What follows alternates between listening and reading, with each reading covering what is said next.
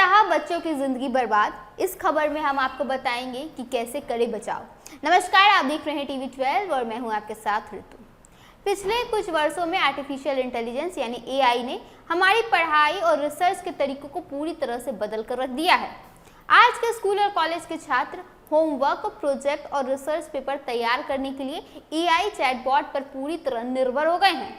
Open AI के chat GPT, Google के Gemini, Anthropic के क्लॉड और XAL के ग्रूक जैसे टूल्स अब सिर्फ सुविधा नहीं बल्कि शिक्षा और अनुसंधान का अहम हिस्सा बन गए हैं। लेकिन जैसे जैसे इन एआई टूल्स का उपयोग बढ़ रहा है, उनके गलत इस्तेमाल की संभावना ही उतनी सामने आती जा रही है।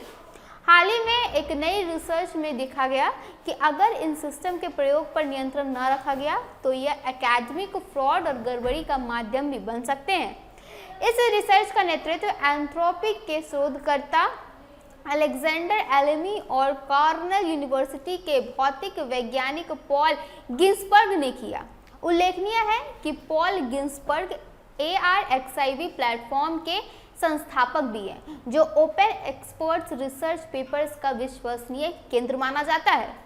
शोध में 13 प्रमुख एआई मॉडल्स का परीक्षण किया गया, जिसमें सामान्य ज्ञान से जुड़े सवालों के साथ साथ जानबूझकर गलत मकसद वाले अनुरोध भी शामिल थे।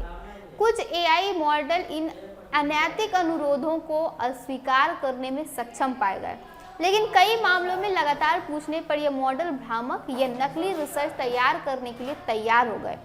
ARXIV पर संदिग्ध पेपर की बढ़ती संख्या इस जांच का एक महत्वपूर्ण कारण रही। ओपन एक्सपर्ट्स प्लेटफॉर्म होने के कारण ARXIV पर शोधकर्ताओं द्वारा भेजे गए कई पेपरों में एआई जनित टेक्स्ट होने की आशंका जताई गई।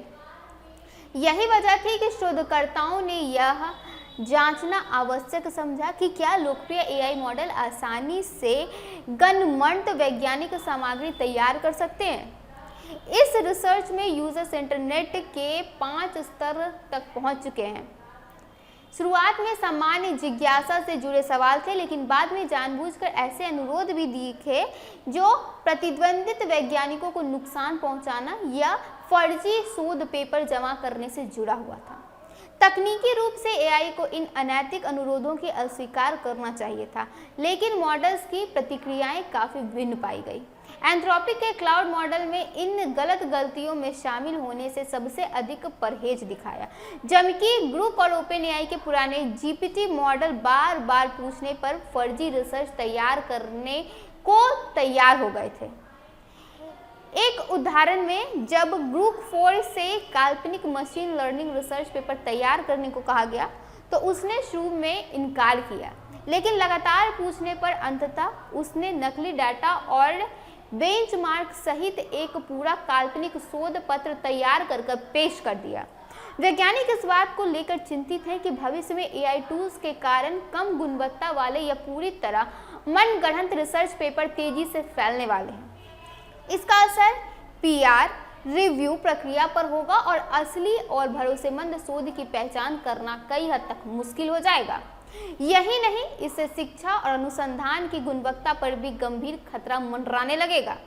एआई ने हमारी सीखने और खोजने की दुनिया को बदल तो दिया है, लेकिन यह सवाल अभी भी कायम है कि क्या यह बदलाव हमारी एकेडमिक ईमानदारी को भी कमजोर कर देगा या हम समय रहते नियंत्रण के साथ इसके उपाय निकाल पाएंगे जो एआई के लाभ को सुरक्षित बनाए रखते हुए भी अपने दुरुपयोग को रोक सके। फिलहाल के लिए बस इतना ही। ऐसे ही तमाम खबरों के साथ बने रहने के लिए देखिए टीवी 12। धन्यवाद।